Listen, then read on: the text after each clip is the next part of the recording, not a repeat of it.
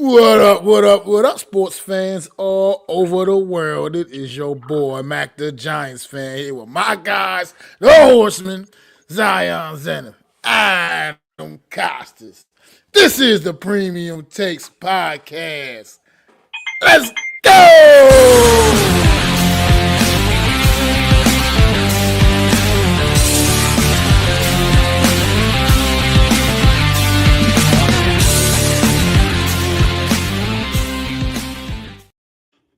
The boys are back in your life on a wonderful Thursday afternoon. Hopefully, everybody had an amazing week. And we're back to talk football. A lot of big topics going around in the way of the NFL. So let's start with the biggest one, I What guess. up, What's up, Alex? Alex? Absolutely. Thank you so much for joining the show. Daniel Jones has officially been benched.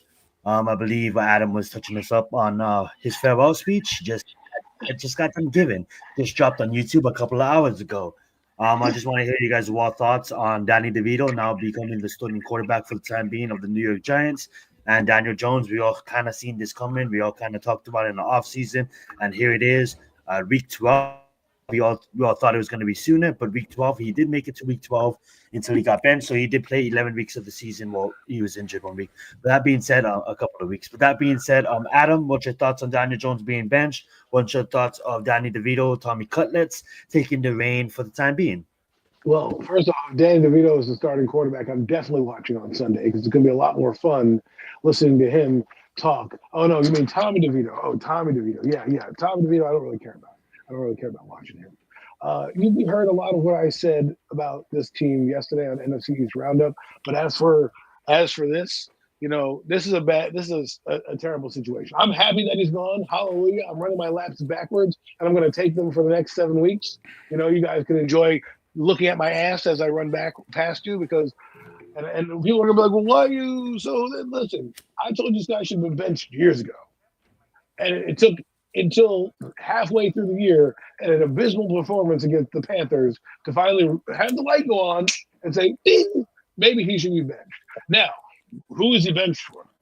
Tommy DeVito, who we can't even pronounce his name right? People are always Freudian slipping Danny DeVito in there because he's the more famous DeVito, right? People know Danny from all his movies and Philadelphia, the Mike's Subs commercial and the Always Sunny in Philadelphia. All this guy is famous for is throwing up the Italian sign and getting a few subs, named after him. I mean, it's a complete and utter shit show the Giants got going on. I think this is the tank job that they're doing, right? And I feel bad for Drew Lock, honestly. If you asked who I feel bad for, I don't feel bad for Daniel Jones. He has 160 million reasons why he should be happy. Okay? I feel bad for Drew Lock. He got sold a bill of goods. You watch Hard Knocks, they're like, hey, man, come here. Be a backup here. Look what we did with Tyrod. He's up, starting, got more money, man. Right? You get a chance to start. Here you are, Drew Lock, thinking, hey, man, I'm in the Big Apple. Chance to resurrect my career, maybe Sam Darnold that shit, have a career year and get paid. Well, no, you get slapped in the face with the reality that your team and your bosses don't even like you. Don't like you so much that they put the clown show in. They put the side show in. Not Tommy DeVito, Tommy Cutlets, who's getting this thing. You know the reason why he's starting? Do you know the reason why? Not because of his play. No. Not because he earned the job. No. Because of what he did last year. Because of what he did last year. And bringing the fan base some joy. Happy Thanksgiving, happy Thursday to you too. Happy Thursday, Daniel. Let's get it. Give me a break. Like this team, the only reason this team is not in the national news is because the New York Jets are just as colossally bad as the New York Giants. If the Jets weren't if the dumpster fire that they are, or the tower fire, or the shitstorm, whatever you want to call them, the Giants would be everywhere. Everywhere. You got the starting quarterback who's been in ass cheeks for the last 6 years having a farewell speech. When in the history of the NFL have you had a guy who sucks, didn't win a Super Bowl, wasn't a legend? It's not like Eli Manning when he's retiring, and you're like, oh man, this is sad. The legend's going away, man. Retiring, having a press conference. He had a press conference on a Thursday after playing safety, a written retirement speech that he was saying in front of for 10 minutes in front of the fucking media. Who in the right mind? You tell me what fan base and what organization does that for a player that's done nothing for them? Nothing. He's 24 and 43. He's one game better than Dave Brown in his entire career. Dave fucking Brown. You know that Dave Brown, the one that went to Duke, that played that had number 17, his own way, that they brought an offensive coordinator in named Jim Fossil to fix him. Oh, sound familiar? Sound fucking familiar? Well, guess what? Now they're giving. They didn't give Saquon Barkley his roses. They didn't say, you know what, Saquon, here's a few things. No, they let this motherfucker stand up there for 10 minutes and tell you, oh, I failed the Giants. I'm taking account. You suck. We don't need to hear from you. We don't need to see you anymore. Fade off into the sunset. And you know what? If I'm the New York Giants, I'd cut his ass today. Today. Say, you know what? You don't know what the future holds. You're not even a good fourth string safety. You're out of here. And launch him to a different team. Oh, said Adam. What's your thoughts on DJ getting benched? Tommy Stoyton, Mac, let's get it. Well, I mean, just like Adam said. I mean, everything Adam said, and it's just absolutely a joke, man. This team is ridiculous. Everything they do. Daniel Jones, you're getting benched 11 weeks later than you should have. After that Minnesota game, enough is enough. That's how I felt about you already. After that Minnesota game, week 1, that should have been okay. You know what? You still don't fucking get it, dude. You still don't fucking get it. You should just never shouldn't even have ran his ass out there anymore after that. I don't even. I've been so over Daniel Jones that yeah, it feels great to not have to see his dumb ass run out the tunnel on Sunday and come out there as a starting quarterback. It feels absolutely amazing. But then you're gonna just give me Tommy DeVito because he's the popular guy that can put a few more people in the seats than Drew Lock, because that's all it's about. That's all it's exactly about. what it's about. Absolutely. Absolutely. Tommy DeVito is a bigger draw than Drew Lock at Life Stadium. Let's face it. I mean, that's facts. That is facts. But come on. Drew Lock has been the backup quarterback all fucking season long. All season long, Drew Lock has been the starting quarterback. I mean, the backup quarterback, the number 2. Daniel Jones gets benched against the Eagles. Drew Lock came into the game, not Tommy DeVito. But now all of a sudden we benched Daniel Jones and Tommy DeVito. He's the starting quarterback. Oh, that's what we're getting. We're getting Tommy DeVito. Yeah, I mean, look, we saw this guy last year. He makes a few splash plays here and there. Sure, okay. It can be a little bit fun at times. Okay, I get it. Yeah, he's young. He lives home with his mom, whatever. All that, all the rah shit. But let's face it. All this decision does is further just show you right now how incompetent the New York Giants are completely from the top all the way down. Because this is just an incompetent decision as well, as it just piles on to all the other incompetent decisions that you've made, that have been made over the last couple of years with this franchise. Right, I agree. I mean, Rex Ryan, I think it was Rex Ryan I listened to earlier, he put it the absolute best, man. Like, that's just, like, you're sitting here, or Stephen A., one of these guys, Stephen A. or Rex Ryan, or no, it was, matter of fact, it wasn't. It was Greeny. That's exactly who it was. It was Greeny. No, it was the one that used to do the show with Goldie. But yeah, him right there, him. The snooty and guy. He was and like you said, man, you're sitting here watching Saquon Barkley hurdle over guys backwards and like just legitimately in the MVP race. But you know, you didn't want to get that guy a couple extra $1 million, which is what he was asking for. Just a couple extra more than what you thought, what you're putting on the table, Joe. He gave it to You know, I mean,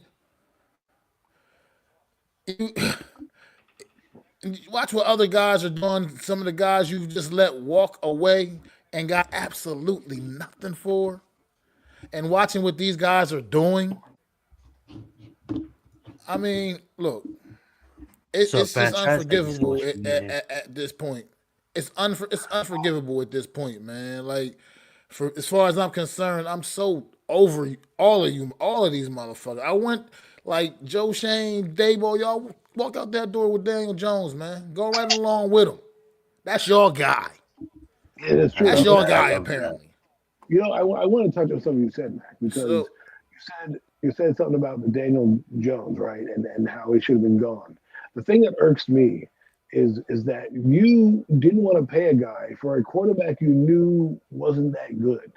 Like if you look at the record on paper, Daniel Jones is a better quarterback with Saquon Barkley on the field, but then you decided to get rid of that guy to not pay that all-star that you wanted to pay, and then brought in another running back at the same age for a higher price. It wasn't like you went bargain basement hunting, but you decided to throw an extra shekels on Devin Singletary, who's done absolutely nothing, and your quarterback is falling apart at the wayside because you brought up something I wanted to touch on. Like, what would we be saying right now if Barkley was here and Daniel was? Would we still be benching Daniel Jones right now if we had Barkley? We're probably not. We're probably giving him like, oh, it's 4-6, maybe it's 5-5 or something, and we're like, oh, maybe we have a chance in the playoffs. It might look a little different if he's here, right? But now that he's not here, and you're starting to see what you and I and everyone in this panel has seen the last year and a half, some of us longer, that he can't function without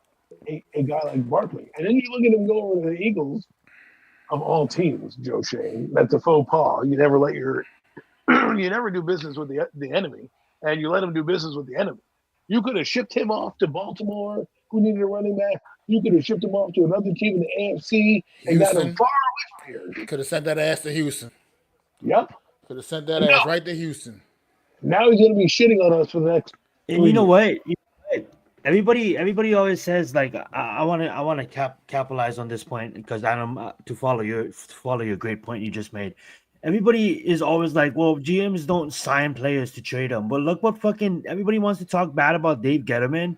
Dave Gettleman is the reason Dexter Lawrence is in the Giants uniform. Okay, because of that OBJ trade. He signed OBJ. Obviously, things didn't work out. So then he traded OBJ, and we got Dexter Lawrence with that 17th overall pick.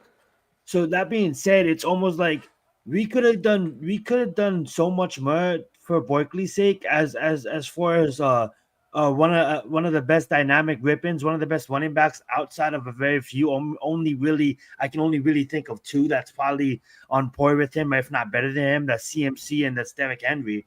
But outside of that, he's top three, one on a lot of people's list. And the fact of the matter is to not even make an offer to almost be like we've been down this road many a time, so I don't want to keep on repeating it.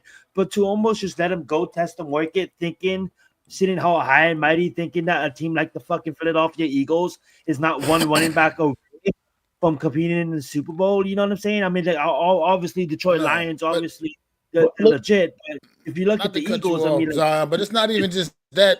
It's not even. It's the fact that Joe Shane's arrogance yes, to that's believe that, exactly my point. like, as if people No people team's gonna pick wouldn't him up. actually give Saquon Barkley the kind of what he was asking for, pretty much. Like there's just no teams out there that's gonna give you that kind of money. There's no way you're not gonna get That's what I'm that. saying. He's sitting Yeah, all high and mighty, and fucking it's idiot. ridiculous. We're let's gonna get get into another topic, but I'll let Adam finish off. What was you gonna say? let me finish up with Joe Shane before I move on.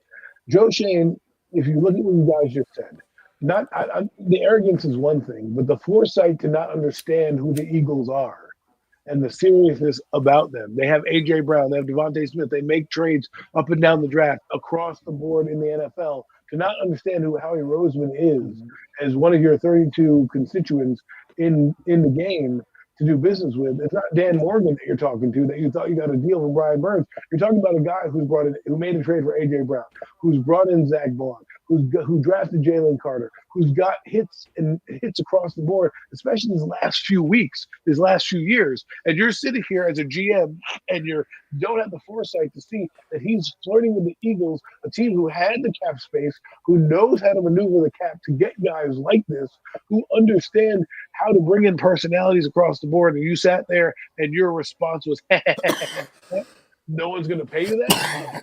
That to me is among the major mistakes that he's had. Like looking at his foresight and seeing the forest through the trees, is he doesn't have that. from not drafting a quarterback, which came back to bite him in the ass, to letting go of Saquon Barkley, which back to bite him in the ass, to not signing McKinney, which again looks like it's coming back to bite you in the ass. Then you just talk about Gettleman's players and Andrew Thomas and Dexter Lawrence and for a long time Xavier McKinney, Saquon Barkley. Those are four guys that were core players of this team that Gettleman drafted. You can't even name a core player What's up, that Mitch? Joe What's up, Shane Mitch? has drafted. You know what I mean? So Absolutely, and we're all gonna get back to Joe Shane later on in the show, but you can wrap it up, Adam. I'm landing the plane right now. The point is, we need to get a guy in here that is able to see more than just what's in front of him. Most definitely. Yeah. So to make my take real fast on Daniel Jones getting benched and Tommy taking over is what the fuck's going on? It's dysfunctional. I'm not gonna go on. You guys basically said everything I wanted to say. Mike was right. It puts fans in the seats.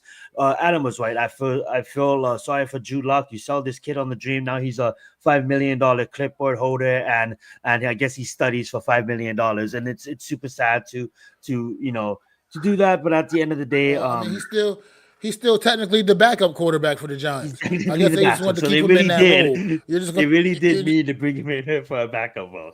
That's a good point you got there. I love it. Alrighty, yeah. So later on in the show, I know we talked about it, last week and the week before that, guys. But we are gonna continue to talk about our GM. We're gonna continue to talk about the head coach that we want in here. That's later on in the show. We're gonna go back and forth between football in and out. So coming up, we are gonna talk about previewing. Is Brian Dable stay as the head coach? And then Daniel Jones is the most expensive decoy in NFL history. I love that comment. And then we're gonna talk about is Joe Shane's job safe? But we're gonna swing it all over the basketball because it is basketball season. And I know I get it. Nothing's really exciting going on in basketball right now, but we are gonna talk about it for a bit. And I'm gonna start it off, and I'm gonna pass it over to Mac because I know you guys are probably not as invested in the basketball as me, and to be honest, it has been really slow. But the Cleveland Cavaliers was off to an amazing start, one of the best starts in their history, going 15-0. Um, you know, second best team of all time when it comes to going undefeated on a streak. The first was the Golden State Warriors with 23. Obviously, that was a long shot for the Cleveland Cavaliers to do, but for our basketball segment, for our NBA segment, we're just gonna touch on this. Like, I know you guys are not in basketball at the moment, but I know you guys watched basketball throughout your lives, and you guys can use that experience to kind of relate it to some of the teams that you guys seen over your years. I know it's still early to tell, but the Cleveland Cavaliers was a hot commodity, looking fresh at 15-0, and to be honest, they was up against the world champions. Tough matchups against the Celtics, and it was a close game. It was at the Gordon, and unfortunately, the Celtics came up and they took it, giving the Cleveland Cavaliers their first loss of the season. Being that the Celtics are the world champions, we don't really take that to the extreme, but for the Cleveland Cavaliers to go 15-0, now 15-1, and to take the champs down to the wire in a 117 to 120 game. It was back and forth. It was really close at times. It was runs at times. I'm going to start with Mac. What's your thoughts on a team like the Cleveland Cavaliers that nobody, we all kind of knew they were building something, but we didn't know it was gonna really take off. And the reason why we're really talking about this is because they have a first time head coach. That not first time head coach. This is the first year of a new head coach, and for him to be motivated, Mobley. It seems that Mobley is playing a lot more better. And who knows? Will we see Mitchell? Will we see Devontae Mitchell as a threat? Will the Cavaliers be a threat in the playoffs? But I know it's too early to tell. I'm just gonna pass it over to Mac, and I want to hear your thoughts on the Cleveland Cavaliers and what you thought on them so far. good job, Cleveland Cavaliers. Good goddamn job. Way to come out firing and get the season off, get rolling out the gates. But I'm Mac the Giants fan. I'm old school when it comes to basketball. It ain't how you start, it's how you finish. And it's Now, Kenny you got Atkinson's off the to a head great coach. I'm sorry, start. Matt. You got I said that you whole got thing. off I to a didn't even great mention start. Kenny's name. I apologize. Off to the great start to this season, but at the end of the day, it's still a whole lot of basketball to be played. So I ain't anointing the Cavaliers at all right now in the Eastern Conference. I feel like it's going to still be, it can still get interesting over there, and we'll see if they can they got what it takes to truly get to the finish line. But good job, off to a great start. But like I said, it ain't how you start, it's how you finish. That's all I got. Well said. Well said. Go right ahead, Adam. Well, I like Kenny Atkins, the old net coach. Who I thought he was one of the better coaches for the Nets. He leaves, goes to the Clippers, becomes assistant there, goes to Golden State Warriors, learns how to win, and then comes to the Cavaliers and gets his guys going. And the 15-0 start, when you have that in the NBA, that is pretty remarkable to do, especially with the turnover in the NBA that happens all the time and the back-to-back nights. So the fact that they did that, I mean, they won tonight. Cleveland's up one. They won 128 to 100 against the Pelicans. So they shrugged that off real quick. And although they lost to Boston, that's a good test that they needed to try. Young teams need to be tested early, and losing to Boston in Boston by 3 points allows you to understand, hey, we can play with this guy. A turnover here, a steal here, a block there. We got it, right? They come back and it didn't hurt them because the next day, which is good coaching, they didn't have a letdown. They blew the doors off a 28-point victory over the Pelicans. So when you look at a team like that, they're cruising. They're probably not going to be number one, but hey, you might see this team again. You're going to see them multiple times in the regular season. Try to improve, learn what you can do, figure out what you can do, because the Celtics, are a team that is going to be tired at some time because they've been in the playoffs many times in the last few years, going to the finals and the Eastern Conference Finals a lot of these years. So they played a lot of basketball. And folks, when you played a lot of basketball, and you've gone from June to then you come back in October, that's not a lot of time off for your bodies to recover, right? Especially since you're playing 120 games a year or more, or damn near close to it every year in the last 4 years, right? So now the Cavaliers, who are young, who haven't gone as deep in the playoffs, who are just getting their sea legs back after, LeBron leaving and Kyrie leaving, now they're building up in a conference that's weak. So with a coach that I believe is going to keep them relevant, meaning if they don't get the 2 seed and they end up being the 3 seed, I think they'll be navigated well enough to look competent. And you saw what they did against Boston. They looked competent. The moment wasn't too big for them. But little things will come into play, and let's see what they do, what Boston does on their home floor. Can Cleveland turn it around? And that'll be big because you never know. You might be fighting with them down the stretch for number 1 seed and getting home court advantage. So, the NBA is a little different than the NFL when it comes to momentum, because you can turn things around real quick. But I do believe in the NBA, which is, I think, skill-wise, one of the toughest to make a team to go 15-0 or 15-0 and then 16-1, which they are now, is pretty good. And especially in the NBA where you have a long season, getting out to that start can help you down the stretch when injuries happen and you're taking guys off the court for rest days and things like that. It'll help you to have that big start because when the leaner times are coming from basically February after the All-Star break to June, it's good to have a good foundation to start on. Well said. Well said. And I love that. I love those points, Adam. I love that Somebody's point you made, Mac. It's not how you start, it's how you finish. I will say this, man, exactly what Adam said, and to top it off with this. I looked at Boston coming into the season, and I looked around the NBA, and I'm like, who out of these teams can really have the roster to compete with Boston? Like compete with Boston, take it to 7. And there's a handful of teams that come to mind, but when the Cavaliers went off to their streak, and to see what they did, and the reason why I brought up this game is they do. I look at the Cavaliers and they do have the roster to go out there and to compete and take Boston to Game 7 in the playoffs. Now it's a long ways away, like Max said, but Boston, I wasn't really looking at coming into the season. Now I do have a magnifying glass on them, and I will be following them closely because what I saw is a team that is coming into play with those players. Mitchell is totally adjusted now. now being there for a handful of seasons now. And then Kenny coming over from Golden State, what Adam brought up, knows how to win with a winning culture. So it's going to be fun to see how this whole shit plays out. But Miami Heat versus everybody. But I don't even think we can right now with our state. But I'm gonna slide us in there because Miami Heat is awesome. That being said, let's move on. Alrighty, big game coming up in college football, and I'm gonna get Adam handle this one first, but I am gonna introduce it. We got a showdown for who represents the Big Ten against Oregon.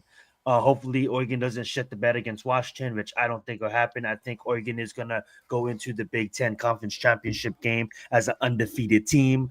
Early on in the season, before the season began, I said that Ohio State was going to get beat in season by Oregon, and Ohio State was going to beat Oregon in the Big Ten championship game, and Oregon's going to beat Ohio State in the playoffs, and Oregon's going to win it all. That's before I seen what Indiana had come in. This is going to be a fun matchup, man. I know Adam is excited about this one. I know there's a quarterback in Indiana that Adam has been talking about for a while, so I'm going to let him capitalize on this moment right now. And I don't know if I'm so high on Ohio State as I was coming into the season. I still have Oregon winning it all. I can't change it now. They're about to on the verge of being undefeated, but so is Indiana. Do we get two undefeated teams in the Big Ten championship game, Adam? Go right ahead. Well, Oregon and Indiana. I'll go with the Oregon Ducks first. I think they're going to beat up on Washington. Dylan Gabriel. I don't know why he's not getting a lot of hype. He's doing a very good job, having a very good season, and I just wonder. We talk about the same two quarterbacks every week.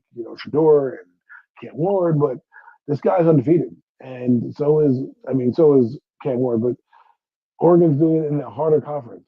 You know what I mean? Nothing against the ACC for Miami.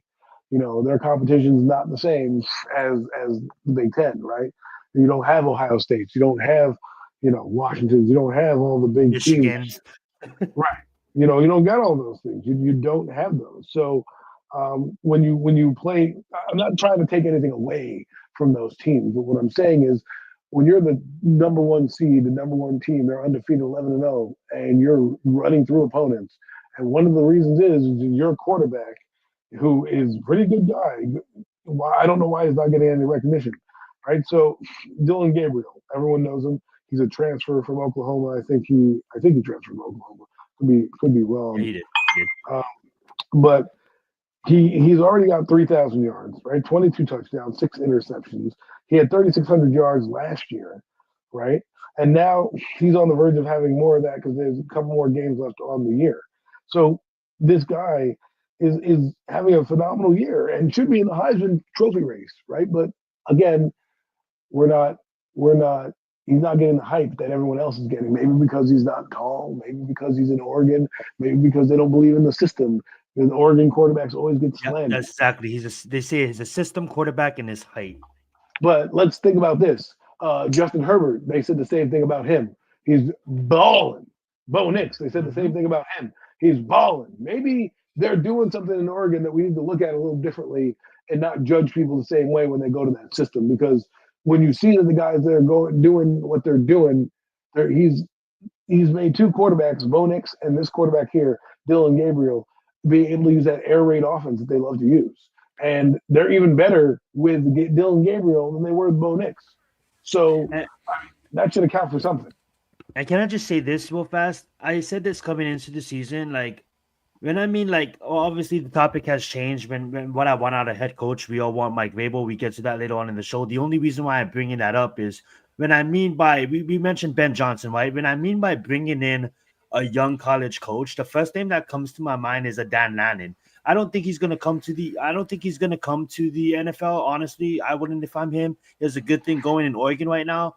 But I honestly think the guy's an elite coach, and he really had motivated his Ducks. I mean, you can even look at last year. Look at last year when Colorado came down, the whole fucking buzz is on Colorado, and his game times, his speech makes it on Sports Center.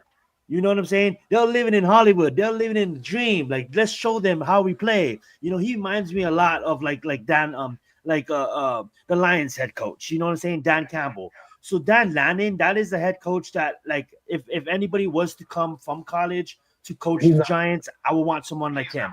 But he's not going to come out. He's not going to come out. I was just saying that to put a spotlight on him because of the fact that I think he's an elite head coach in college football. Will that ever translate to the NFL? Who knows? But what he has going in Eugene is absolutely amazing. Go right ahead, Adam.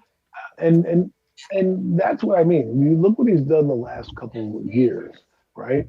And now you have your Mhm. team at 11-0, probably going to be, if they win this game, 12-0, and probably 13-0 if they play the championship game. And then you got the playoffs, and if you end up winning the Natty, what are they going to say about you? And that's basically Oregon is a prestige program. They've cycled in many coaches. It's usually almost like a platform program sometimes, where you go to that program and then you go to another program and try to build it up. Well, this guy is not going to leave. He has the state of Oregon eating out of his hand. He has that team Absolutely. doing amazing things on the verge of getting in that. I don't want to jinx them, but they're putting themselves in position to be a top seed in the playoffs to fight for the national title, right? As for Indiana, I'm not sure who Indiana plays this week, but Curtis They play Rourke. Ohio State. Ohio Winner gets a State. seat. Oh, this is That's gonna the be a good. question. This is gonna be a good game Absolutely. Winner gets the seat in the Big Ten champs. because this will be one of those games where two quarterbacks, Will Howard and Curtis Rourke. Both these guys, Will Howard, as you know, came from Kansas as a recruit to Ohio State so they could open up the offense a little more. That's what he used to do in Kansas. He was a runner, but he could throw the ball, and you're bringing that guy in because you want to be able to dial it up. Obviously, they lost C.J. Stroud a couple years ago, and they didn't have the same quarterback play that they needed. So thank God for the NIL and transfer portals, right? Guys can come and go wherever they please. So I really am intrigued what Howard can do because this could move him up if he decides to come out. I don't know if he will. Could move him up the boards, and because games like this matter. This is what people talk about when scouting games come. I mean, look at what it did to Michael Penix Jr. when he dominated Texas, and then the next game against Michigan, his stock went down because obviously Michigan was the best team. It shouldn't have counted. They were almost unbeatable with that defense that they had out last year. So it was a slight on him. But you look at Will Howard, this is what you brought in Will Howard for. He needs to get the job done. And against a team like Indiana, normally you would say, "Oh, this is a wash," but that Indiana team is lights out, man. And I'll tell you why. It's because their quarterback Curtis Rourke is having a phenomenal year. Phenomenal year. He played in a different part of the country. He's a transfer. Nobody knows about him. I knew about him only because his brother Nathan Rourke played for the Giants. And so I was like, oh, you do your research. This is what I mean. You go down a rabbit hole of Wikipedia and you like learn who people are and shit. And you're like, oh man, he has a brother named Curtis Rourke. Oh my God, he's eligible for the draft. Oh, let me look into this guy. And he was the MAC Player of the Year, right? He moves from Ohio, College of Ohio, which is not a great college, but it's still a D1 program, and he's in Indiana right now, having a career year, and he's in the Heisman Trophy talk. I mean, if he's not, he should be. I mean, I don't know if he will be, but because Indiana, but the Hoosiers are looking good. I would love to see the Hoosiers upset Ohio State. That to me would be a program, kind of a big program builder right there.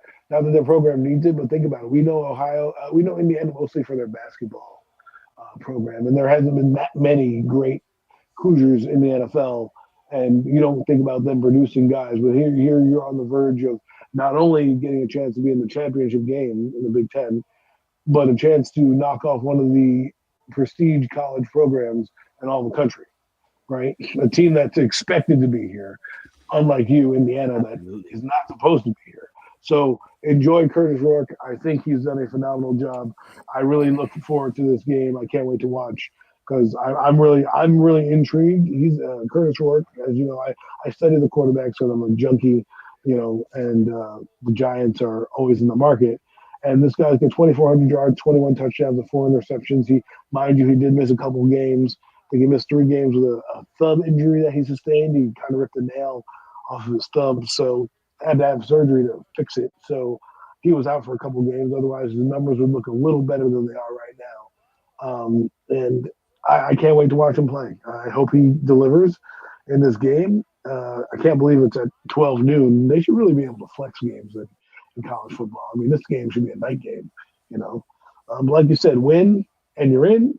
Loser goes home and has to kind of work there, see if they can get in by, just by being a ranked team, Honestly, too, before you go, Mac, I will say this: the losers still might make it into the playoff race because right now Indiana's sitting at the second seed, and Ohio State sitting at the second seed, and Indiana's sitting at the fifth seed. So, what's your thoughts on the 9-1 Ohio State only lost to the number one team in the country, Mac, going against the Indiana Hoosiers that basically is 10-0 that had a tough Big Ten schedule and accomplished everything. Now they have the toughest game of the year against Ohio State.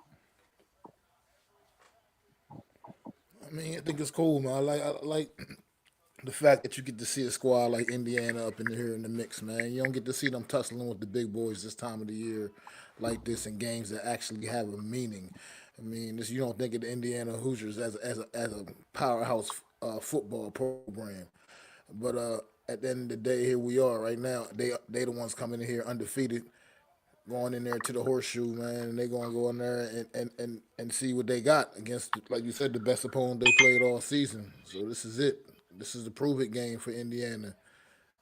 And I mean, I like they are, but I like they shot, man. I think they can go in there, and they get in there and just punch Ohio State right in the face.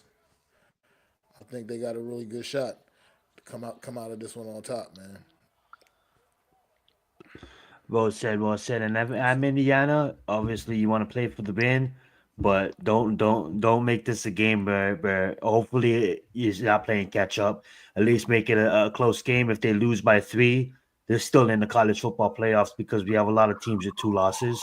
So even if they lose against the second seed, the second best team in the nation, there's 12 teams that's going to represent. I mean, first spots are all automatically for SEC, ACC, Big Ten, and Big 12.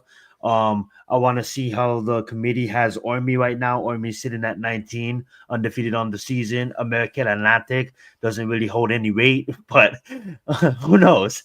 It was sad to, it's the first year of the playoffs, guys. Put Army in the mix if they go undefeated. I mean, like the 12 best teams, right? And Army is literally undefeated. I don't think they're the best team, but we'll see what happens with Army. And do they get robbed from a spot in the playoffs, which I honestly think they do. I don't think you see Army in, but Army might get in. We'll see what happens. That being said, let's move on. We talked about this a while for the last 3 weeks. It's just sad that we're talking about this in November and our team's not in position to compete. But that being said, I want to phrase it a different direction. I know the first half of this question might be a bit hard to answer, but just try. We're gonna start at Mac. Mac, the question is, do we clean house? But I'm gonna phrase it this way: give us pros on why we should keep Brian Dable, and then give us why we should get rid of Brian Dable, and then the same way. But the second question is, do you get rid of Joe Shane as yourself, or do you keep Joe Shane? And if you get rid of Joe Shane, who do you promote? Go right ahead, Matt. Joe Shane got to show me who the fuck he really is, and let me see if he got the balls to look at his boy in the face and say, "Man, we going in a different direction." Joe Shane can do that, then he can stay, and he can stay.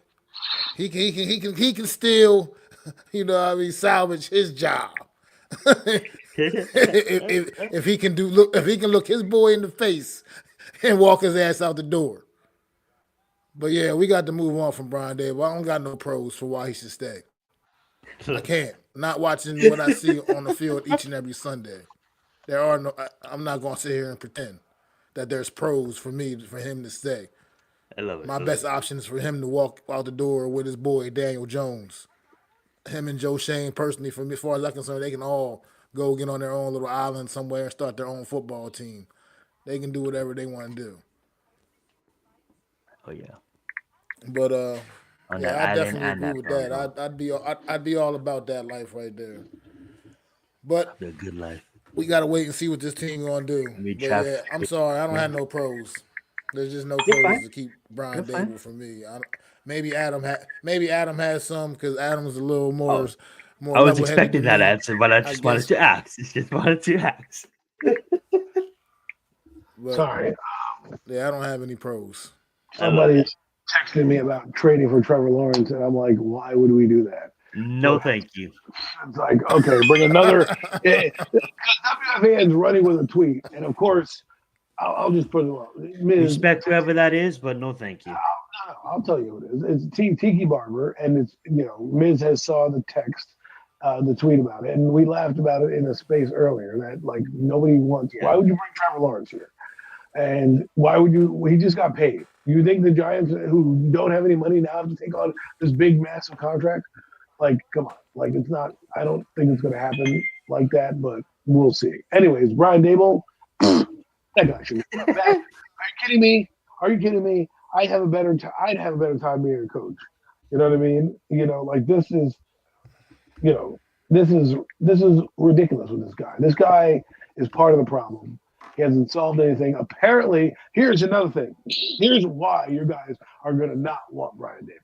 Okay, he's blaming the defense. There's a rumor saying, I don't know if it's a rumor, but there's Pat Leonard came out after the Daniel Jones said that Brian Dable is ratcheting up the defense and wants them to kind of perform better. I'm like, are you serious? Are you serious? You're an offensive guru.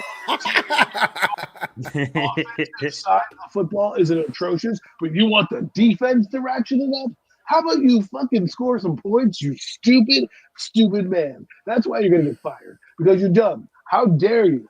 If I was Shane Bone, I'd look at you with a side eye like, who the fuck are you telling me my unit who's second in the league in sacks, by the way, second in the league in sacks, and you want me to tell me to ratchet up? Yeah, no, I'm not getting Shane Bone. He's pretty shitty D coordinator. I mean, we don't have any interceptions. We have one interception by a linebacker. One. Then think about that. Do we have DBs all over the place, and a linebacker has our only interception? So their defense is not doing good things. They give up a lot of run yards. But the fact that the coach who ran Wink Martindale out of the building, who berated his offensive coordinator, whose offense looks atrocious under his watch, and whose quarterbacks are Tommy DeVito, he signed off on Tommy DeVito, Drew Lock, and Daniel Jones, has the audacity to tell his coordinator, whose unit is outplaying his, you need to do more. Like, are you kidding me? This is why he needs to go. He needs to go. If this doesn't change your mind, just with that little statement alone, then I don't know what will. Because this is what I would love Brandon Brown and Mark Vrabel. You know why? Because Brandon Brown doesn't look stupid out there. Like Joe Shane and Brian, this is why they all need to go. Put them on the first bus out of here. Let the fans run a GoFundMe page. We'll buy the tickets for you to get the hell out of here. Go back to Buffalo. Hell, go to Canada. First 24 hours. Excuse me.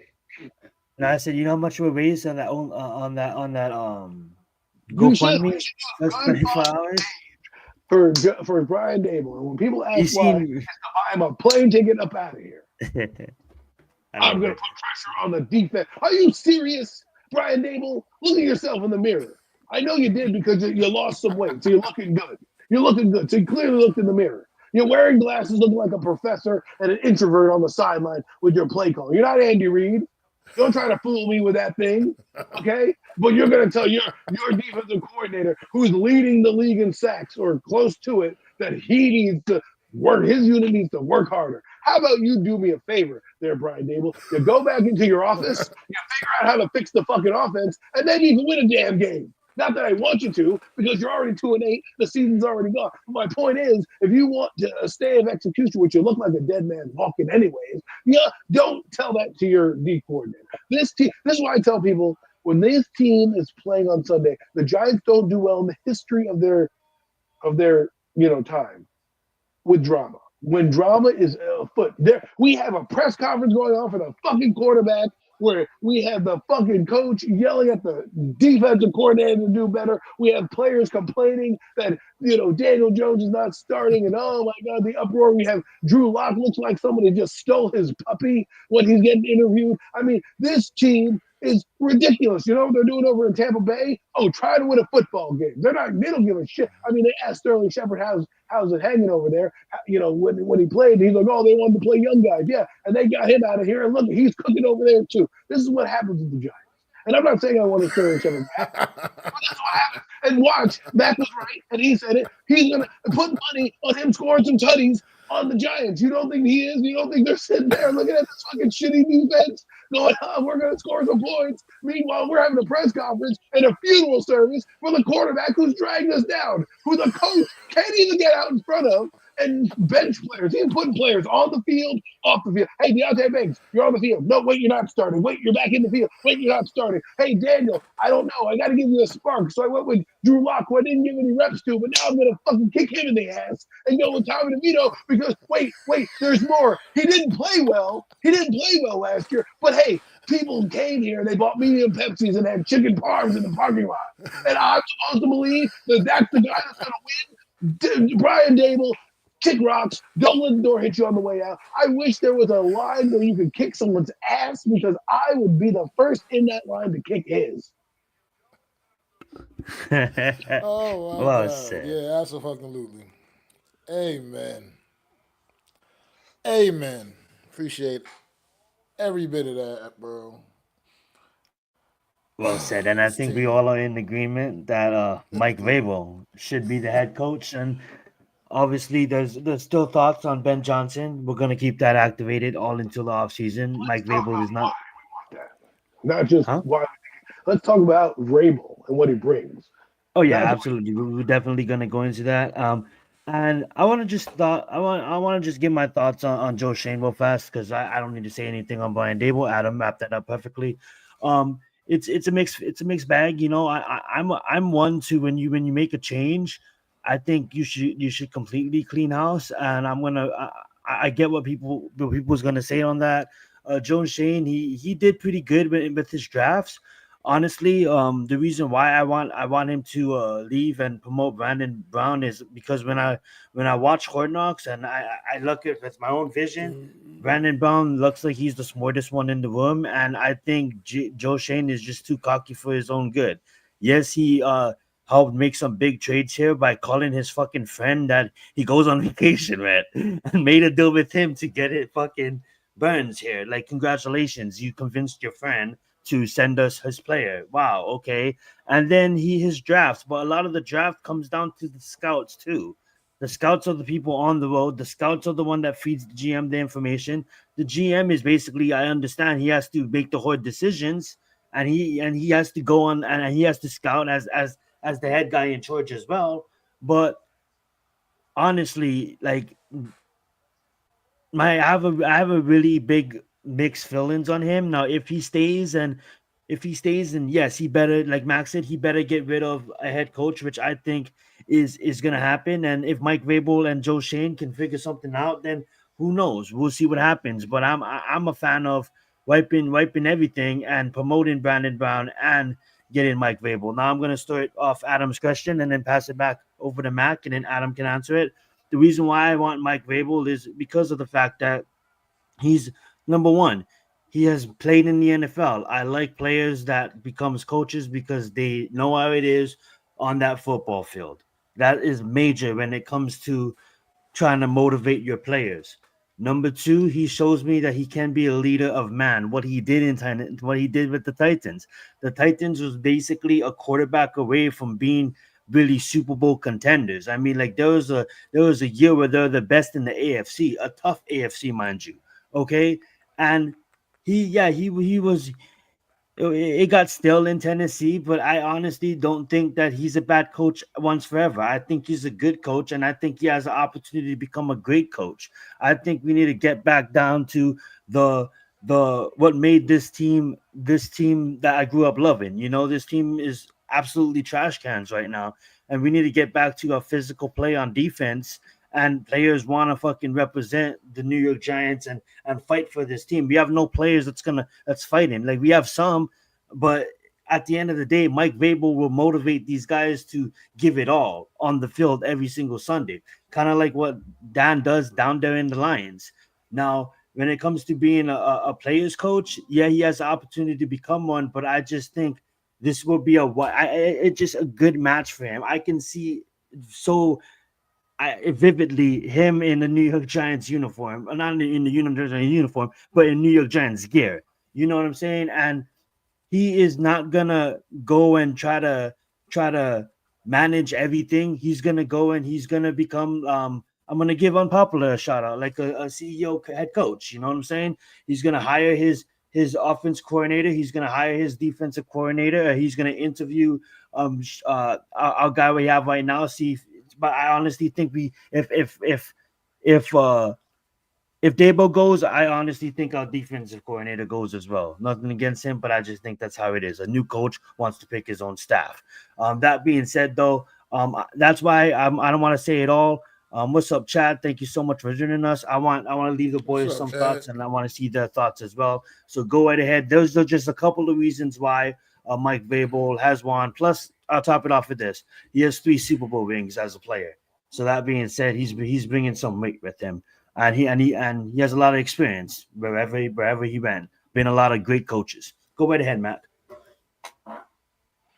Well, I mean, you pretty much you said it, man. Proven success, man, is what Mike Vrabel brings to the table.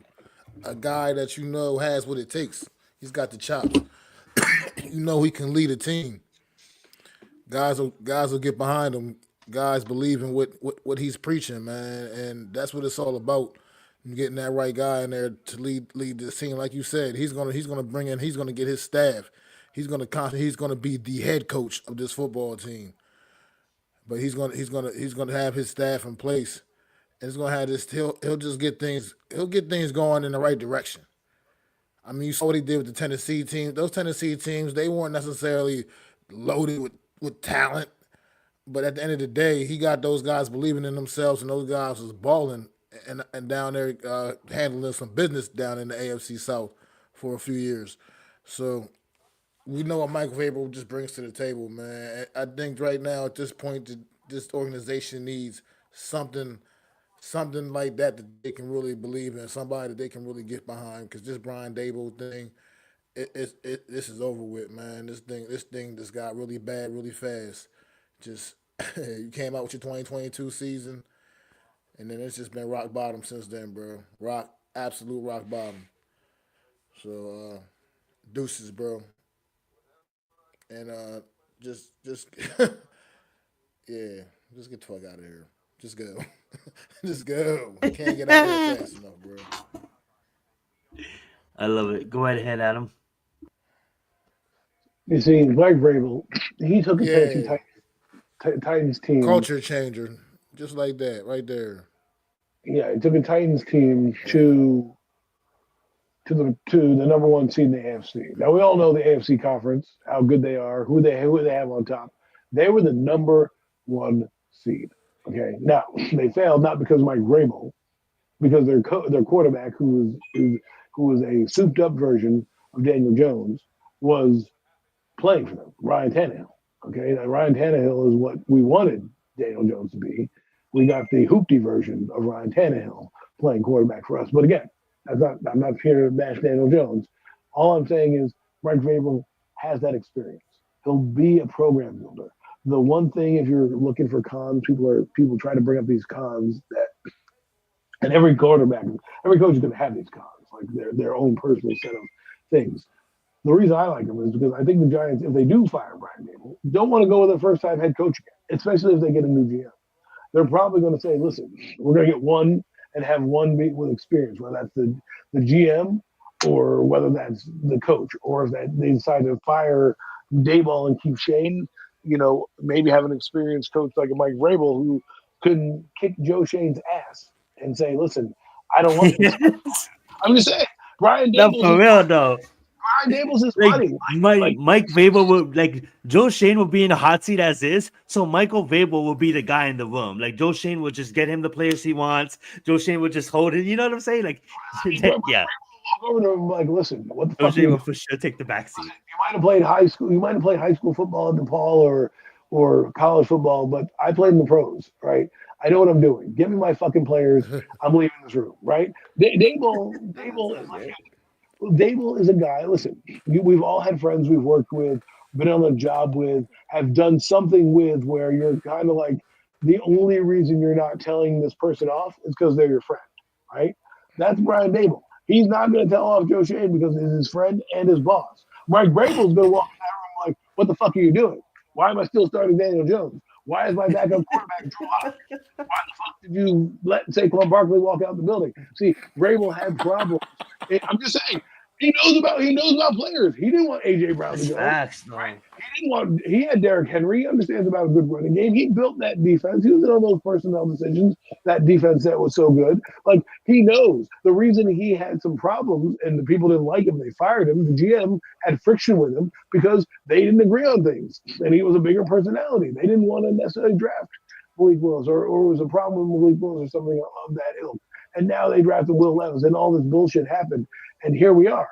It wasn't like he got fired because the team was bad. They were bad because Ryan Tannehill got injured. They started a rookie quarterback in Will Levis, and they were 500 for a little bit, and then they fell off because they started a rookie quarterback, and it was a chance for them, friction-wise, to get somebody that they can align with, like a Bill Callahan, because they were going for Will Levis and more of an offensive coach.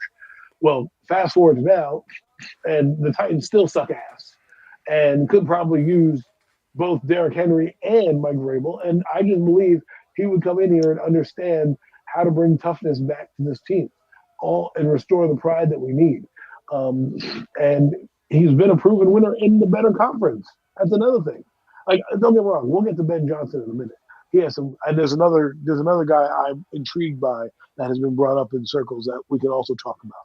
But Mike Vrabel, for me, is my leading candidate, not because I've been pounding the table for Mike Vrabel for ever since he got fired. And I heard that Brian Dable was yelling at Wink Martindale, "Get this motherfucker out of here. Give me Mike Vrabel," right? He's not yelling at his coordinator the same way. He's not doing the things the same way. And hopefully if he comes into the interview and John Mara is a competent interviewer and Steve Tisch is, and they go, "What went wrong in Tennessee?" And he lays it out there and he just said, "You know what? I've learned from my mistakes, blah, blah, blah, blah." He's the guy I want. I don't want Bill Belichick. Every time I hear Bill Belichick's name, I cringe. I cringe because as much as I love the lore of what he did and the history of what he has with this team, I was a kid too. I love Bill Parcells. He was long before my time when watching football. So he was the legend of Bill Parcells. Ooh, the legend. It was so mysterious until he came back to the league. And it was like, all right, now you're just Bill Parcells, right? I've seen Bill Belichick 20 years. Retire, bro. Enjoy your retirement. Go down in history. I know he wants to get the record from Shula. Oh, right? he is enjoying his retirement, Adam. An arrogant prick. That's what he is. And people are like, "Oh yeah, he's a lot of energy because he's banging a 25-year-old." Okay, great. That's good. So I'm really going to bring that to New York. A 25-year-old in New York City, because that's his girlfriend that she's going to give. No, I don't want that. He can go take that down to Jacksonville. He can go take that to Dallas. He can go take that to another team that, like, for me, Yep, if I'm Alex. Bill Belichick just is nostalgia. Yeah, that's what well, not older fans, I would say more delusional fans want. Like, it's and you know what's funny is that's a John Mara type of hire too. He'd go back and go, "You know what?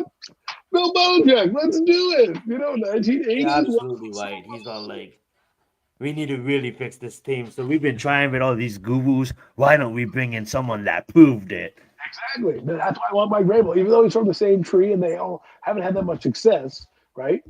That's the guy I would want.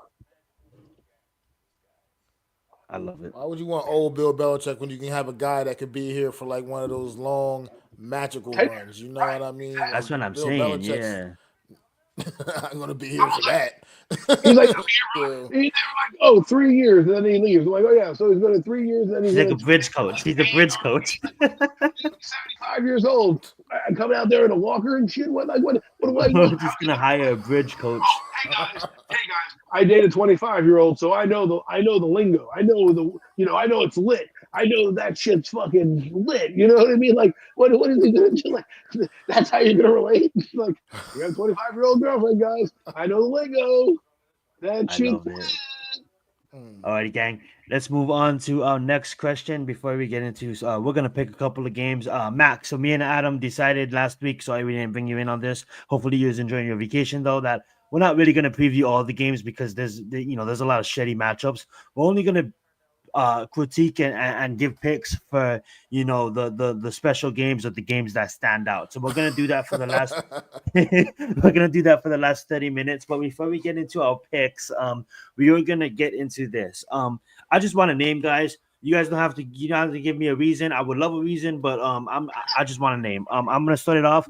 Who do you guys want to draft? I know it's early on. I know the draft is ways away, but who do you guys want to draft? I'm gonna come out and I'm gonna say Jaden Monroe.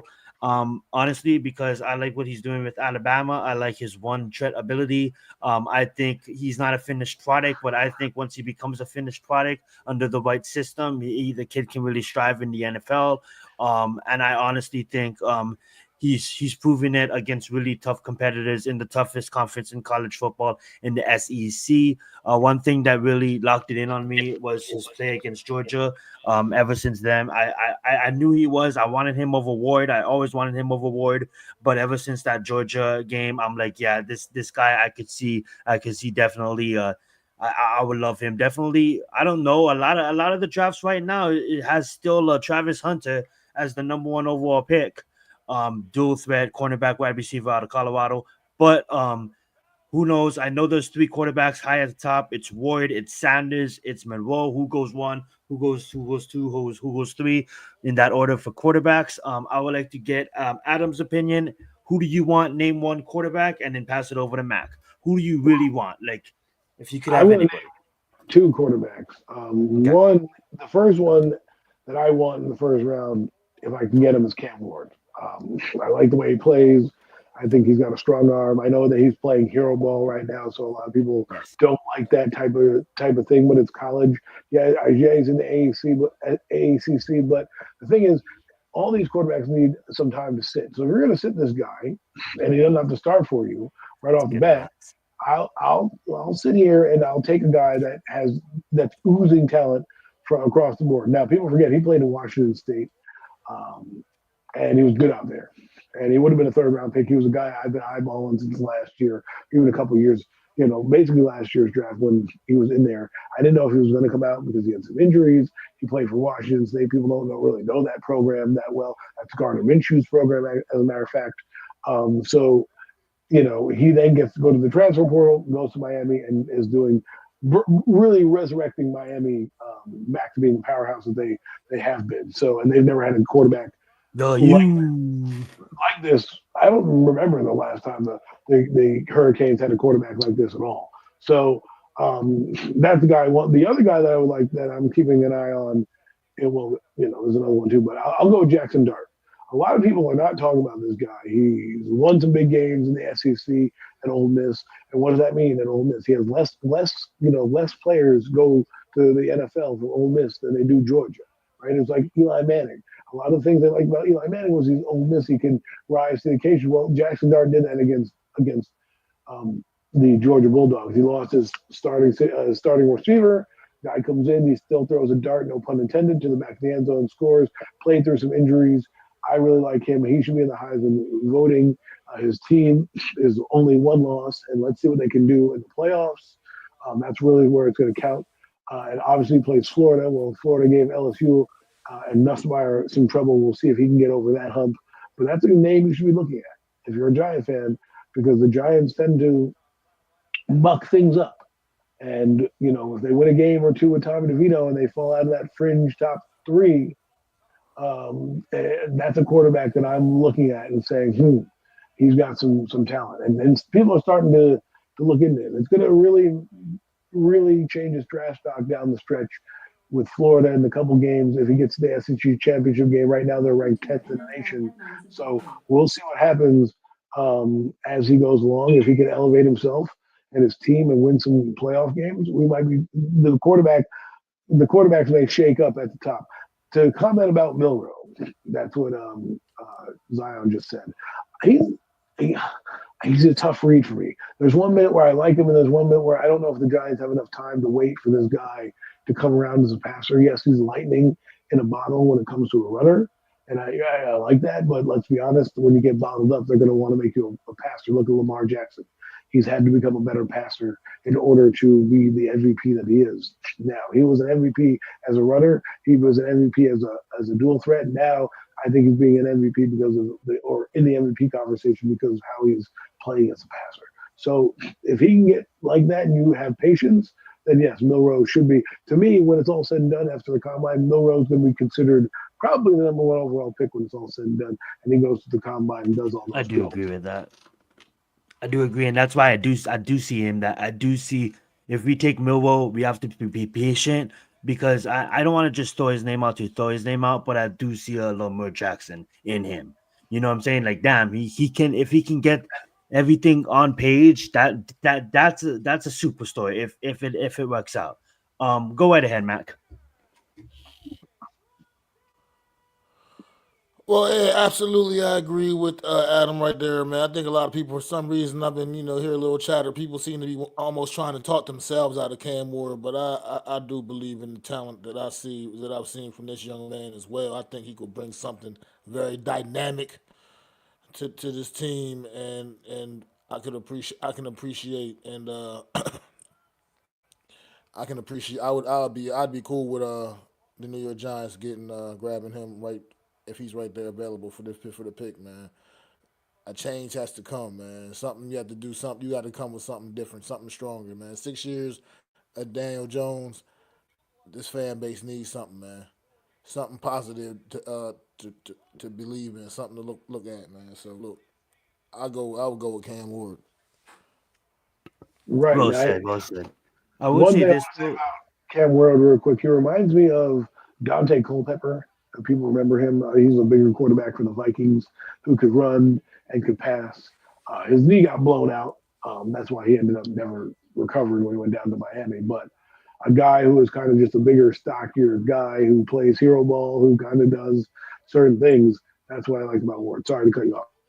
No, no, you're good. I do have to give my knocks on Cam Ward. This is the reason why I don't like him. I honestly would love him if he's a Giant. I'm not gonna complain on that. But this is why I put him second on my list. He's still second. He's still over Sanders. I have Monroe number one, Cam Ward number two. The only reason why I put him second is just you guys said it on the nail. He plays hero ball, but it's against. I didn't really see Miami get tested the whole season. The schools that they plays was basically nobodies, not trying to be rude. And I just need to see him in a bowl game. I need to see him against a high level competition. The schedule has been absolutely pancakes. And you've seen Caleb Williams play hero ball sometimes at SC, and it doesn't work in the NFL. But as fast as these guys are, Jaden Daniels, that's just a special case. CJ Stroud, that's another special case. I do see that Cam Ward can become and like I said, we can't judge these quarterbacks like they're all complete. But I do see that that Cam Ward can become a great quarterback in the league. But I just truly believe that Monroe can be a damn near fucking superstar. Like I like he's doing it against SEC teams, whereas in Cam Ward's doing against ACC teams, against ACC teams that's not good. And I want to see you against good competition. Cam Ward comes out here because I believe they will make it into the playoffs. Hopefully they do. They might not, but I think they will be in. I want to see his playoff run. I want to see against the best teams in the nation. Now, if Cam Ward goes out there and does it against the best teams in the nation, then I'm like, oh, okay, that's level. That's the level in competition. That's a jump in level in competition, should I say? But regardless, he's still number two. I will say Sanders. His name is by far gonna be make him be talked about. But here's the thing. With him, it comes down to the level of competition as well. Um, and when it comes down to people saying that he can't throw the football. I don't know where that's coming from. I've seen Sanders to defend him. I've seen Sanders go out there and light it up with his number one receiver, Travis Hunter, and Horn as an amazing season that Horn been having, the wide receiver down there at Colorado, out. And he's out there. These rookies and these youngins are stepping up, and Sanders are still out there being dynamic. So he's going to be a really fun watch. I think all three of them is going to be fun for the NFL. I would love to see how things play out. But Adam is absolutely right. Fucking Tommy could go out there, win two games, and I fucking could kiss my Moreau dream goodbye unless we're aggressive to get him at number one or get him at number two. But Cam Ward, I wouldn't complain if he's on the Giant, and I love the fact that you guys brought his name up. Let's get I it. will say, I will say this before we move on. Milrow is going to really shine when the testing comes. That's when, like, if you like him now, let's say he gets a national championship game or wins a playoff game or whatnot, right? Or ends up, let's say he does win Natty, right? Him and Gabriel in the last thing, right? When the combine circuit comes around and the Senior Bowls and all that stuff, and he blows them away with his passing and he runs a 4.3 and all that shit, that's where it's going to change and everyone's going to be like, and they're going to say Lamar Jackson, Lamar Jackson, Lamar Jackson, and everyone's going to run on that name and say, if I can make him the next Lamar Jackson, I'm going to be a genius, which is then going to push up his draft stock. And that's why I believe when it's all said and done, in my heart of hearts, he's going to be the first quarterback taken in the draft because someone's going to fall in love with that 40 time, like the Raiders. I wouldn't be surprised if the Raiders traded up, got a Milrow in that building, put him in that system with their new quarterback or coach or whomever. And that's what they would do because the Raiders need a splash, right? Yes, sure they can win with Shedeur Sanders and Cam Ward, but those guys run a 4.3. This guy's going to legitimately run the sub 4.4 as a quarterback. And you're going to look at that, and you're going to look at Lamar Jackson, and he's going to be bigger than Jackson, and he's probably going to throw a little bit better as well. And you're going to say, why is this guy not the first overall pick? That's what I'm just telling you that right now. Yeah, absolutely facts on that.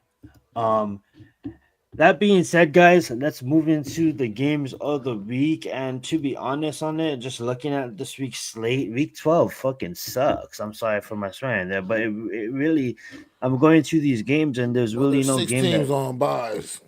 really, yeah, Got 6 okay, teams on that's buy. probably the reason. But let's jump into it. Is there any game that sticks out to you guys? Because I'm trying to pick one. I guess we'll start with tonight's game, being that it's in the division, even though the Browns are the Browns, and the Steelers are the Steelers. We've seen this happen before. We've seen upsets happen before in the NFL, and this is a division game. So you know what division games mean? Everything's out the window. Now the records don't mean shit, but to be honest, there's a lot of injuries on both sides of the ball. But who am I to go against the Steelers? I don't care if the Browns are at home. Give me the Steelers in this one. They're on the streak. They're going to continue the streak. Russell Wilson is playing outstanding football as of this point. Give me the Steelers. Go right ahead, Adam. I like the Steelers here. I know Jameis Winston's Right. playing better. I just think the Pittsburgh Steelers are on a different mission. They have 8 wins and they're going for 9. There's some stat today where like the Steelers will have their 17th consecutive like non-losing season or some shit if they win tonight. Some ridiculous number. I'm like, damn, all the Steelers do is win. That's all they do. They've had 3 coaches in the last friggin' 40 years, right? If you go back to Chuck Noll, Bill Cowher, and Mike Tomlin. I don't 3 think coaches ever. That's it. 3 coaches ever. Excuse Only me. 3 coaches coaches ever. ever. Like, look at that. That's a lot of winning. They're one of the best franchises that we don't talk about the same way, and they're one of the storied franchises. And I think they handle the Browns. Now, I wouldn't be surprised because fluky things happen where they're overlooking the Browns for some reason, and the Browns, Jameis Winston put up 395 yards last week. They only scored 14 points. So I expect a similar output for Jameis and Winston, but I think the Steelers, it's going to be a tough game. It should be fun to watch. Hopefully it'll be fun to watch and not too much will blow out. Russell Wilson's really changed that team. I'm going with Pittsburgh. Well said. Go right ahead, Matt. I think Pittsburgh comes out here and jumps all over this terrible Cleveland Browns team. This very, very terrible Cleveland Browns team, a team that came into this season with hopes of being a competitive football team, and they've Super been Bowl nothing hopes. but and dumpster fire, just dumpster juice. That shit that leaks out of the dumpsters when they trash men riding down the street, and they just leave that trail. That's what the Cleveland Browns are That's this season. nasty. Pittsburgh's gonna jump on top of them Like and bust that nasty gas ass, station bathroom. and I don't think this is even close. Yeah, I don't think it's You know, even one close. of I the ones think with the the shit Steelers still tear stuck in their it. ass up. Yeah, that's sick, man. That is sick. Alrighty, guys, let's skip over the Kansas City versus Carolina game. I know the Carolina won against the Giants, but good luck against the Chiefs. That being said, we got Minnesota Vikings 8-2 versus Chicago 4-6, and I'm gonna put this one on the record. I'm going with the Chicago Bears. Yes, I said that. I think the Minnesota Vikings are the better team, But when it comes to division at home, Soldier Field, Caleb Williams, Chicago Bears represent. Haven't been playing the best as of late, but it's going to get it done against the division rivals. Give me the Chicago Bears. I don't know why. Something just tells me to go with the Bears. Go right ahead, Mac. I mean, that's a bold prediction. I mean, Chicago is one of them kind of scrappy teams. You never know what version of Chicago you're going to get week to week. But I like the consistency of Minnesota, man. I think they're legitimately are a good football team. A team coming into this year that people were down on, actually. And now look what they're doing. I mean, Sam Darnold is actually out there cooking, man. Sam Darnold is cooking. Sam Darnold. We got SC versus SC. Sam Darnold. But yeah, I think Minnesota's gonna get them here. I think it's still gonna be a little too much for Chicago to handle. Good stuff. What you got, Adam? I'm going with the Minnesota Vikings here. They're going to get their 9th win. They came out of nowhere. If you were listening to this podcast and you were listening to what I was saying, I was talking about Sam Darnold for the entire year. Not that I'm trying to get credit or anything. I studied it. People laughed in my face. Laughed in my Sam Darnold. And I said, listen, he's going to Kevin O'Connell. He went to Kyle Shanahan. He's changed some things up. He's in a good situation now. And they gave you the Mac answer. Sam Darnold? Sam Darnold. Yes, that Sam Darnold, the guy who got mono at a club in New York City. Yeah, that Sam Darnold is leading the Minnesota Vikings. And right now he's having a great year. And he's going to get paid. And if any Giant fan thinks he's coming to New York, think again. He's not coming here. Minnesota. 1 year later, Sam Darnold signs with the New York Giants. I'll be crying. Alrighty, guys. Alrighty. I wouldn't. Yeah, it wouldn't be a good day. That's a division game, but it's not really that good.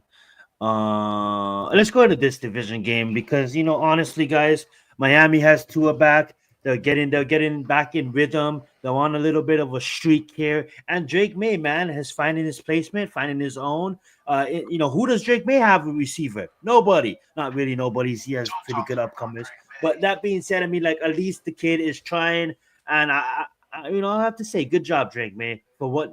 And Jared Mayo, congratulations for you too. For the team. The Patriots have such a shitty roster. You know what I'm saying? And they're playing way better than the New York Giants. But who do you have in this one, Adam? I've got the Miami Dolphins. Ever since Tua's come back, this is why you have a franchise quarterback, right? You pay a guy. You look at what they've done without Tua. Don't even look like a field of an offense out there. You look what they do with Tua's on the field. They've won 2 straight games, and I think they can win this. If you're looking at it as a Miami Dolphin and a Miami Dolphin fan, if you can beat New England and kind of steal these games against these lesser teams, you might end up in the playoffs. You don't know. I mean, there's a lot that can go on. I'm not saying they're going to run the table here. I think possibly there's 8 games left, right? I think, or 7 games left. I think they're going to go at least, I would say 5-2 at the worst, right? So 9-8 is their record. And I think they're going to be on the fringe of the playoffs. But if they can do that and bounce back, it'll be good. But I think Tua has a good game here. I am rooting for Drake May. It saddens me that the New England Patriots understood the assignment last year and the Giants did not when they botched their field goal. And we decided, no, let's try to win. Woo! And here we are with fucking the best safety in the world in Daniel Jones. And they've got Drake May. So I'm going with the Dolphins. Well said. Mac, what's your thoughts on this game? Look, I mean, I really don't care much about this game. I'm honest. But this is a prime example of what we've all been talking about. When you have the opportunity to get your guy, and the difference it can make. Yes, the New England Patriots, it's not all translating into W's quite yet. But Drake May already has more touchdown passes than Daniel Jones on the season. Yes, Drake May already has more touchdown passes than Daniel Jones on the season. He didn't start the year. This is what I'm talking about. He didn't start the year. This is the fuckery that I'm talking about. That is New York Giants. I'm sorry to make it about the Giants again. I just can't help it. But this is another prime example. Another rookie doing what he got to do. He's out there fighting week in and week out, and the Patriots know they got their guy. Now they know they got their guy. Well said. Well said. This is what I'm talking about, New York Giants. Oh, by the way, the game. Yeah, I think the Dolphins come. I think the Dolphins pull it out. Well said. I want But I to think just Drake touch May on. still has a big game because that's what he does. I love it. I'm just I saying, want to. I'm just envious of these rookies, these teams with these rookie quarterbacks. I'm sorry, I can't. I'm I envious of think these you. teams. I'm very envious because you're seeing the impact and the difference it's making. We ain't even get to Denver yet. I mean, that young man out there, he's been a difference on that football team. That was another team expected to just be a bad football team this season. People didn't expect shit from the Denver Broncos. Insert Bo Nix at quarterback. You get your guy, Well, Nix is having a and fantastic. some positive things begin to last couple of weeks. happen. Yeah, Matt's All right, absolutely I'm right. sorry. As far, That's it. no, That's you're all I good. got. You're absolutely good. As far as this, as far as Williams go, I think Williams, O line. I think Chicago is building in the right direction. Honestly, I don't give. I know it's too for me. It's too early to compare the rookies to the rookies. I want to let them live out the rookie quarterbacks. I see all of them having good careers, but we'll see who comes Damn out right, on that was top. my guy. No And Mets. honestly, Nick was I'm definitely sorry. definitely This was Max my guy. guy. No, Bo Nix Well, is my dude. I do want to touch on one team though. One team that everybody thought was going to do good. They did laugh at you, Matt. Everybody thought they was going to do good, but nobody really thought there was. I don't think everybody thought that there's going to be playing as tough as they've been playing. But I will say this: after this game, I believe they started the schedule against really not so good teams, and the second half of the schedule is against the better teams of the NFL. I just want to hear you guys' raw thoughts. You guys don't have to pick a winner. I just rewinded to this game because I just want to hear you guys' raw thoughts on Dan Campbell and the Detroit Lions, speaking of a team that basically took 3 years to do a rebuild and actually rebuilt to become like they're looking like the best team in the NFC right now. So what do you say about that, Mac? What I say about that, Adam? I mean, Zion. They are the best team in the NFC. They're also the best team in the NFL. Point blank and period. They are the cream of the crop in the entire NFL right now. You can't tell me nothing about anybody else right now. Detroit, anybody stepping to the Detroit Lions, as far as I'm concerned, will get knocked down. Because that's how this team goes out there.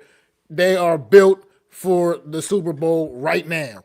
They may actually finally, after all these long years of doing absolutely nothing, they might really finally they might finally bring one home for their fans because this team is absolutely this team is abs. This team No, Are is they going to be? absolutely Wait. just Are they they're going to on be the fire, ones man. to stop the three-peat, Mac? Who cares about that? They find this team finds ways. I mean, Jared Goff. I mean, he's having quite the year. I know he had that kind of messed up game a couple weeks ago, but at the end of the day, he's been pretty efficient other than that game most of the way. And it's just been crazy. I mean, he had the one game where he was he perfect or damn near perfect or something a few weeks But back. I mean, but that's what I'm saying. To pass it over to Adam after I say this, we have a team in the NFL that is basically a dynasty that is running the fucking show, right? In the Chiefs, that literally is probably has the best odds to go back to the Super Bowl and try to win 3 straight fucking in a row. And is the Detroit Lions gonna have the happiest ending of it all? And stop. Is it gonna be a Detroit victory over but here's the over the difference Chiefs in the because Super look, Bowl? KC, look, Kansas City, man, you can't knock Kansas City. I mean, they are the champs. They KC. And they got that guy. They got that guy named Mahomes who's having his worst season statistically, but at the end of the day, he's still responsible for a lot of their wins this season. Because when it's time to get it done, he gets it done. But I just think they've been winning ugly a lot this season, and I just feel like they're not that wouldn't fly against a team like Detroit. Detroit's going to just take advantage of every opportunity that the Chiefs would give them, and that's just a different kind of animal. Detroit Lions, man, they're cooking on both sides of the football, man. I think they're deceptively a better defense than people give them credit for as well, man. And just this football team, they just got it, man. I mean, playmakers all over the place. They might not have quite the names of Philly necessarily, but they got guys. They got playmakers, man. I mean, Amon-Ra St. Brown, one of the best in the business. I mean, Jameson Williams, a big play guy, man. Everyone can take the top off of defense.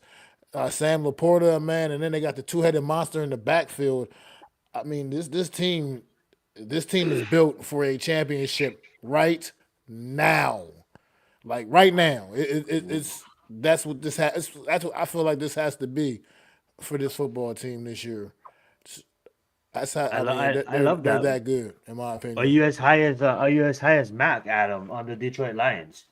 I may be high, but not high. I'm not as high as back. No, I'm just kidding. I am high as a kind of the Detroit Lions. I think they are the best team.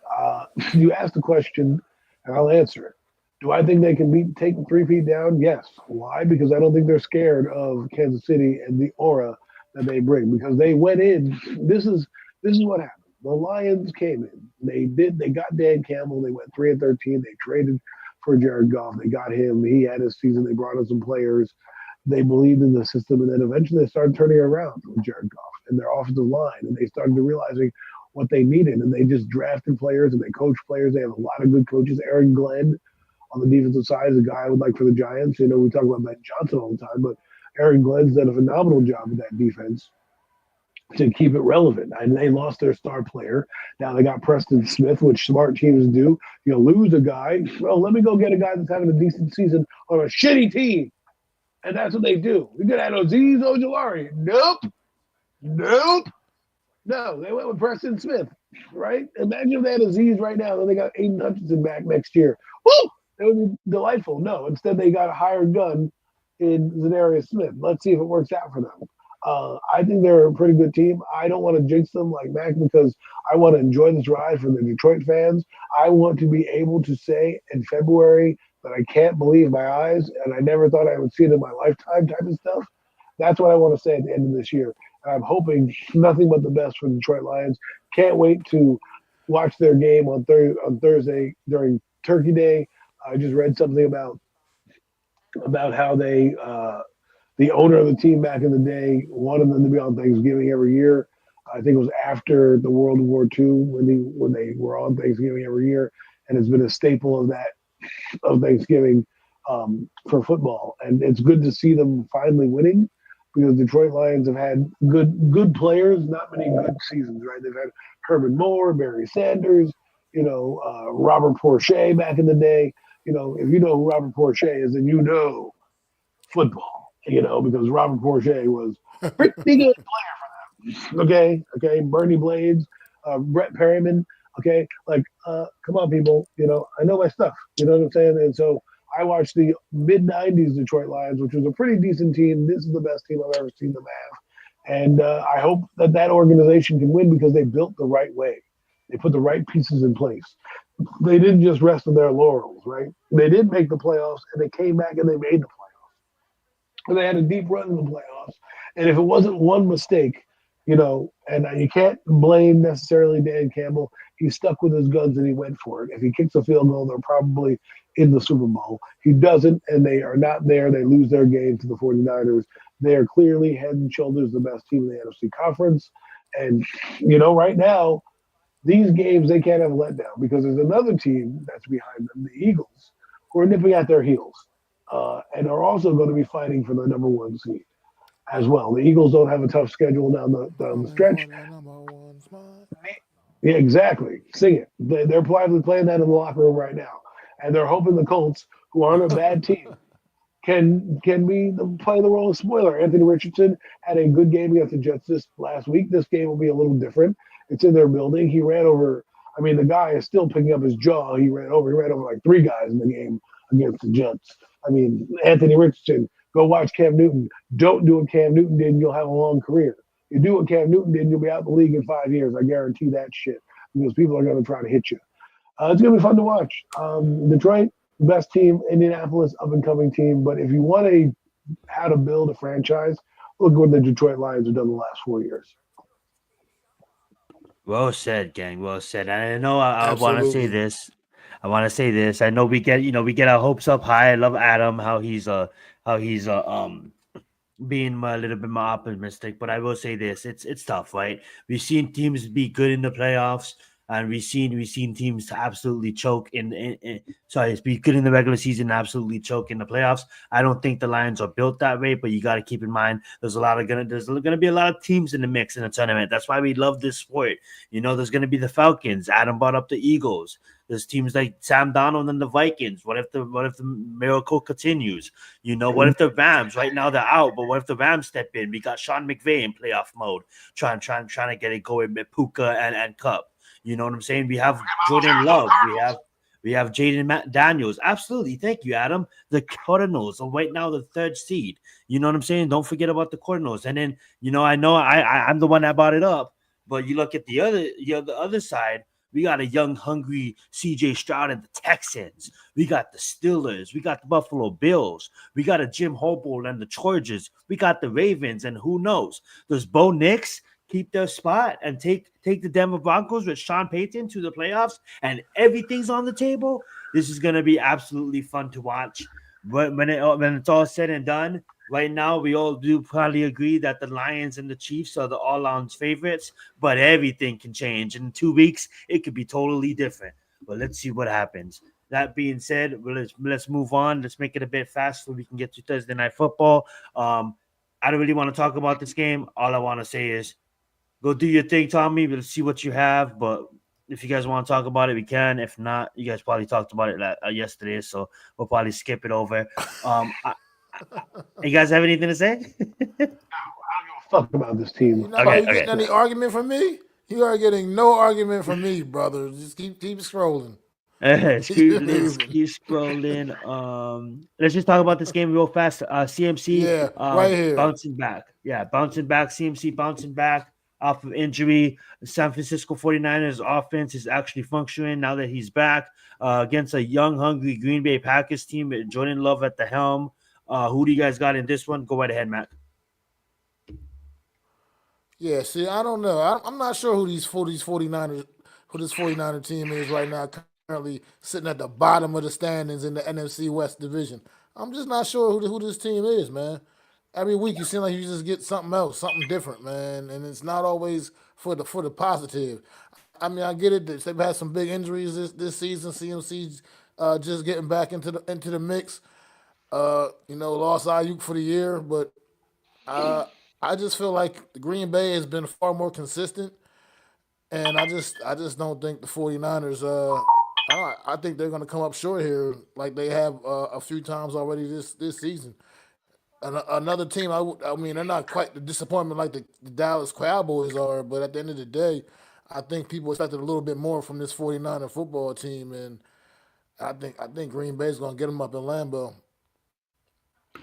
Well said. Who do you got in this one, Adam?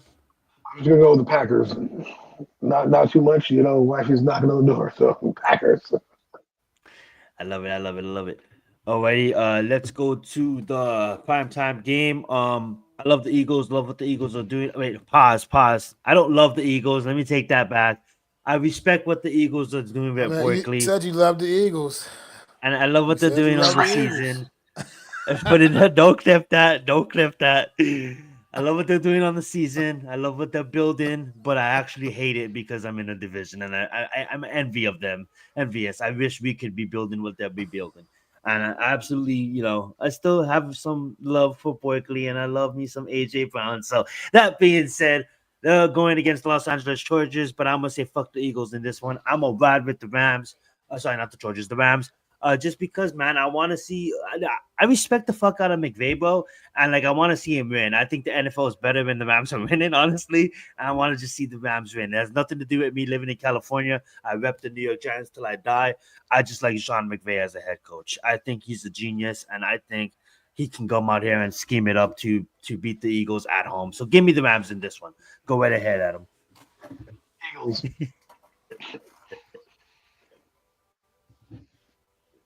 Fuck the Eagles, but go ahead, Adam. You got the Eagles. Okay, Mac. Oh, I like the Rams in this one. Yes, Yeah, I sir. like the Rams here.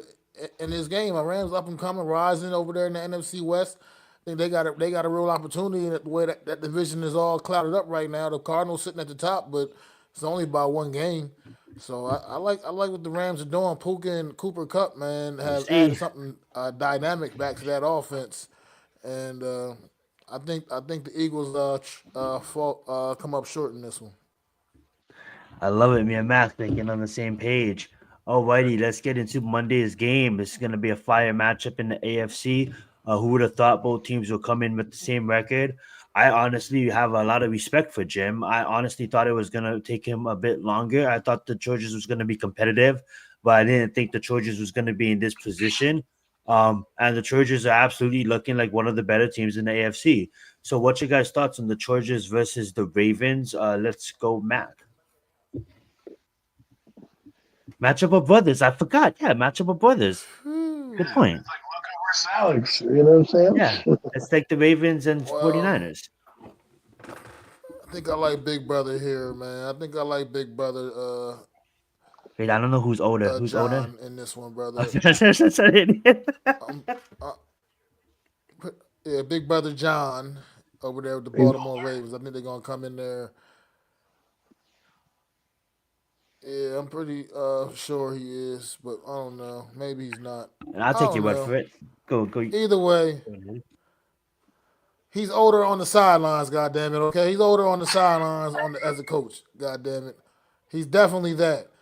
And I like him here with his Baltimore Ravens. Chargers, Herbert's getting back into a little groove and everything, but I think Baltimore is going to come out and kind of overwhelm them. Rose said, before you go, Adam, can I just check something? Are they flipping the stadium on one day? yes. Hey, shout out to the team at SoFi. Look at that. They gotta repaint. They gotta flip shit over. Shout out to the team. Yeah, they're gonna be working hard on Sunday night into Saturday morning. I mean Monday morning to get ready for this Chargers game. We're probably gonna see Rams outline still on the field. But go ahead, Adam. Anyways, I'm going with the Chargers, the Bolts. I think they made a big win last week. I think that's gonna. I think this is it. This is where the Chargers punch their ticket and they get that big statement win that they haven't had in a long time. And my man, JH, Justin Herbert. People told me they would take Daniel Jones over Justin Herbert. Y'all are fools, and you know who What? people Who told said me that. that? I'm not gonna Dumbasses. No, I'm just joking. I'm just joking. last. I'm not gonna do it because Justin I'm just Herbert. joking. I know. This is your I time. forgot You honestly. got You said that. yourself. You got yourself a coach. You got yourself a team. You got yourself a run game. A defense is solid. Go enjoy this. Go win this one at SoFi. I'll see you on Monday night with the W, baby. Alrighty. And I'm gonna have another word for you, Lad McCourtney, man. That McCourtney, that kid been playing good football as a rookie, man. And absolutely he became a dependable target for Justin Herbert to go to. And Dobbins, bro, at that running game, bro. There's two running backs that absolutely is just standing out for me this season. Is Schubert Hubbard up there at Carolina and then Dobbins, down here at 49 the Chargers. I know they're not the best of the best, but man, those guys play tough football and I love watching those guys plays. They may not get all the numbers all the time, but those young studs, man, for their respectable programs. Not so much the Panthers, but the Chargers, the Dobbins and the running game, absolutely love it. I believe Gus Edwards is not injured as well. That being said, guys, that's gonna wrap it up for the show. Thank you guys so much for tuning in on this lovely Thursday. But I'm gonna hand the mic off to Mac, for you can absolutely close us out. Thank you so much.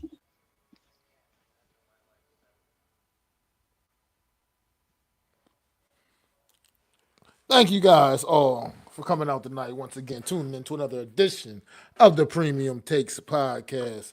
I am Mac the Giants fan. That is my guy Adam Costas and Zion Zenith. And we appreciate y'all all for tuning in. Please go hit our channels off, subscribe, like, help support the channel, help keeping the channel growing, man. We appreciate that. And y'all know what time it is. Get them fours up for our guy, NYG, Jeffy T. This has been another edition of the Premium Taste Podcast. Hey!